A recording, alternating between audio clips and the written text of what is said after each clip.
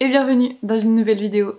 Ça fait super longtemps que je suis pas revenue sur la chaîne, j'avais un petit peu perdu l'envie de faire des vidéos et j'ai eu pas mal de choses à faire autres dans ma vie. Donc voilà, je reviens aujourd'hui avec, comme promis, une vidéo FAQ pour fêter les 1000 abonnés sur Instagram sur le compte lié à cette chaîne.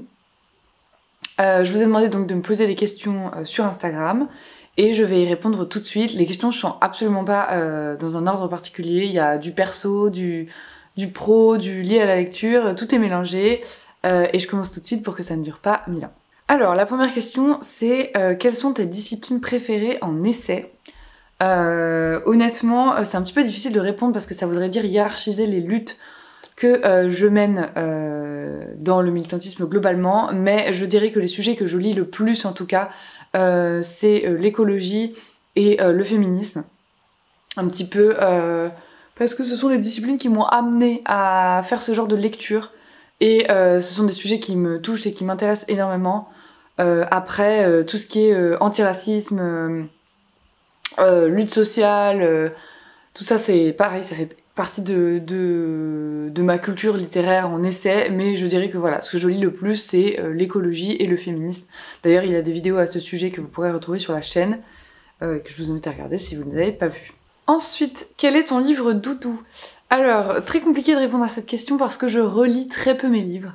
Je sais pas pourquoi, j'ai tendance à lire une fois un livre, en garder un très bon souvenir et je pense que j'ai à la fois peur d'être déçue d'une relecture et à la fois il y a tellement de choses trop cool à lire que voilà, j'ai peur de perdre du temps à relire des choses. Mais je dirais quand même que c'est Wild de Cheryl Strayed, qui est donc le récit de cette femme qui a traversé les USA via le Pacific Crest Trail, qui est un chemin qui traverse donc les USA de la frontière mexico-américaine à la frontière américano-canadienne.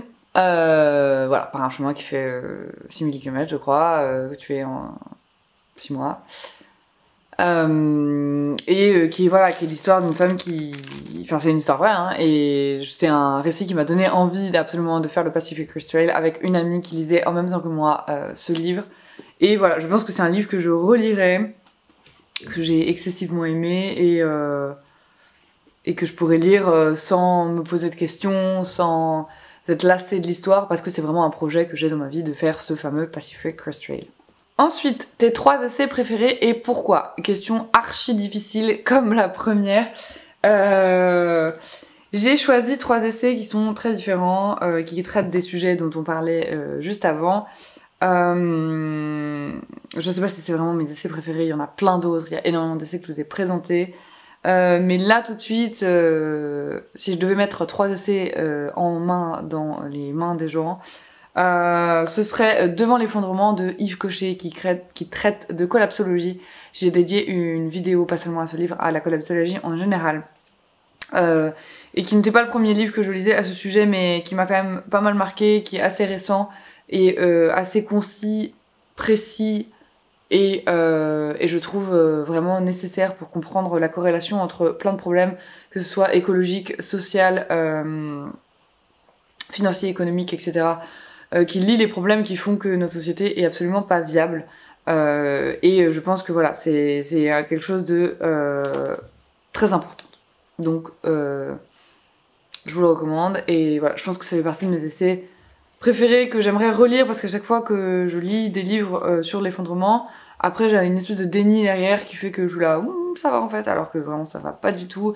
Et ce genre de livre me met à chaque fois une claque, donc voilà.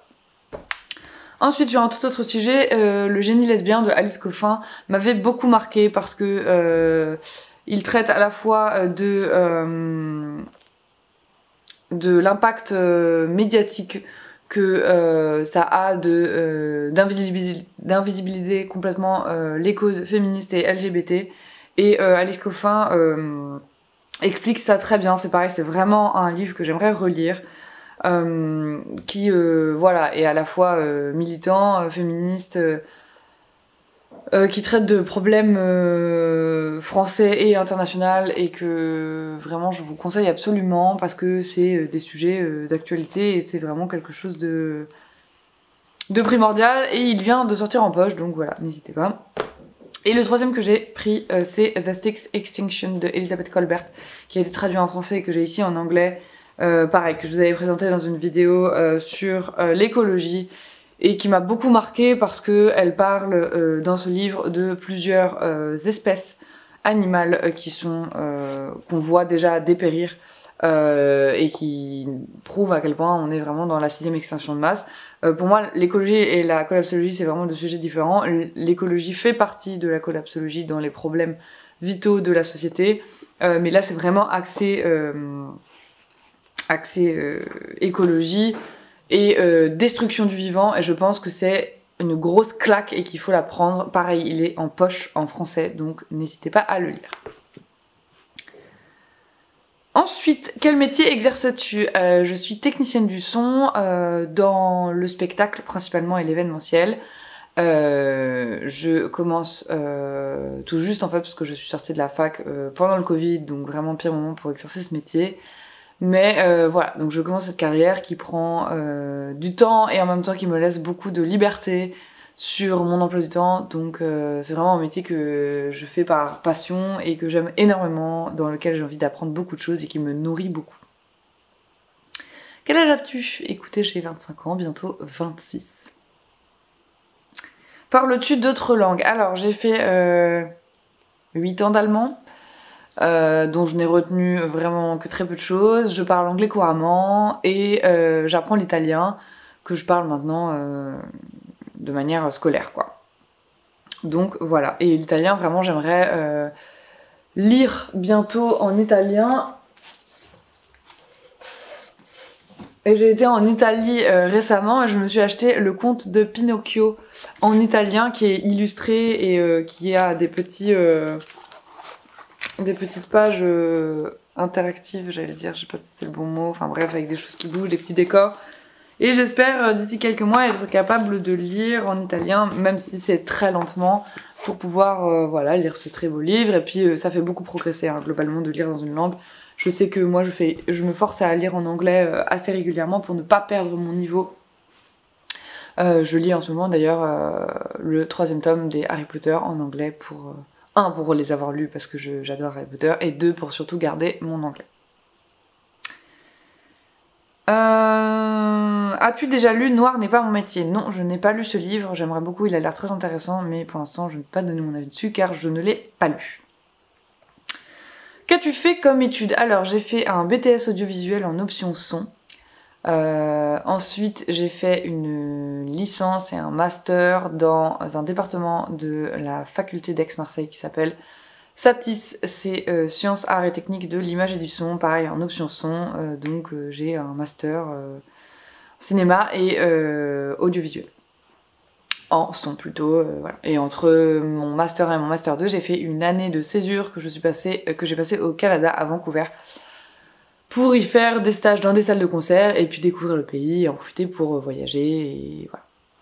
Quelle note prends-tu sur tes livres, films pour ensuite faire tes chroniques? Alors très honnêtement, comme vous avez déjà pu le voir, par exemple je prends le dernier que je viens de finir, j'annote énormément mes livres, donc surligner des passages et mettre un petit post-it pour pouvoir retrouver les passages que j'ai surlignés. Je ne prends pas de notes en dehors de ça. Et quand je fais mes chroniques, généralement je les fais à chaud, c'est-à-dire que je finis le livre et j'écris la chronique dans les 2-3 jours qui suivent. C'est assez rare que je prenne des notes et je relis je relis les passages surlignés si besoin et surtout je les relis dans quand je cherche des infos sur un sujet particulier, que je me souviens plus précisément des chiffres ou des idées, etc. Quand je me souviens que j'ai adoré un livre mais que je me souviens plus vraiment pourquoi, je relis ces petites notes et généralement ça me revient assez vite en mémoire. Moi le fait de surligner et d'annoter, ça marque un petit peu le chemin que j'ai fait quand j'ai traversé cette lecture, de qu'est-ce que j'ai aimé particulièrement à ce moment-là, qu'est-ce qui m'a fait réfléchir, quelle idée est née dans mon cerveau à ce moment-là. Et en de très rares occasions, j'annote sur la page, surtout quand c'est problématique en fait. Par exemple avec le livre de Léa Salamé dont vous pouvez retrouver la vidéo où j'explique pourquoi ce livre est extrêmement problématique. Là, j'avais fait pas mal d'annotations sur ce qui me semblait très problématique, notamment parce que je compte le poser dans une boîte à livres et j'aimerais que la personne suivante qui le lise se rende compte de pourquoi ce livre ça va pas du tout. Et pour ce qui est des films, c'est pareil, je fais beaucoup à chaud. En fait, globalement, mes chroniques, que ce soit sur mes chroniques de livres ou de films sur Instagram, c'est beaucoup mon ressenti personnel plus qu'une analyse critique et théorique. Après, il y a certaines idées que je développe ou que je finis par comprendre, entre guillemets, grâce à ce genre de choses. Disons qu'il y a des idées que j'avais peut-être des fois dans mon cerveau, mais impossible de les formuler et que les livres vont m'aider. Des fois, ça fait naître de nouvelles idées.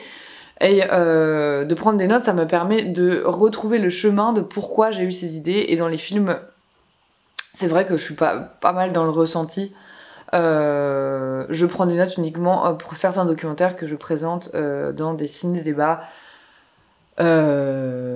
sur l'écologie. Donc voilà, mais le reste du temps, je ne prends pas beaucoup de notes. J'aime bien quand je lis ou quand je regarde un film être dans l'instant et apprécier l'œuvre en tant que telle à ce moment-là. Ensuite, dernière question, tu fais des randonnées, fais-tu aussi du bivouac? Penses-tu en faire un sujet de vidéo? Alors je fais beaucoup de randonnées, je fais moins de bivouac, par manque de temps et d'organisation, très clairement, même si j'adore ça. Est-ce que je pense en faire un sujet de vidéo? Pas du tout, parce que c'est absolument pas le sujet de la chaîne. Cette chaîne n'a pas vocation à être un journal de bord de ma vie.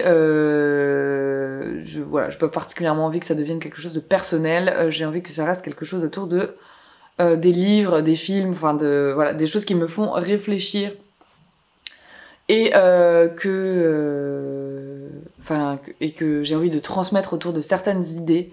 Ça n'a aucune vocation à devenir quelque chose de personnel. Et voilà, donc oui, je fais pas mal de randonnées et du bivouac et d'autres sports de montagne et dans ma vie personnelle, mais je vois pas l'intérêt pour moi de partager ça avec vous. Je préfère qu'on reste sur du débat d'idées et sur des l'échange d'idées parce que ça me fait grandir à cet endroit-là. Donc voilà, c'est une vidéo assez courte. Je suis assez contente, je sais pas pourquoi j'avais pris les 1000 abonnés comme un palier pour mon compte Instagram. Je voulais vous remercier de suivre ce que je fais. Et dites-moi dans les commentaires s'il y a des vidéos que vous aimeriez voir sur cette chaîne. C'est vrai que récemment j'en ai pas fait beaucoup. Dans ce qui devrait arriver bientôt, il y aura probablement à la fin du mois un bilan des 3 derniers mois de lecture. Il y aura une vidéo sur les Césars, donc je m'étais fait un petit challenge comme l'année dernière pour regarder un maximum de films qui étaient sélectionnés. Et après il y aura une vidéo particulière où j'expliquerai pourquoi la chaîne va un petit peu changer à l'avenir. Voilà, ça c'est ce qui est censé arriver. La temporalité, je ne sais pas. Je compte pas me mettre de pression sur quand sort quoi.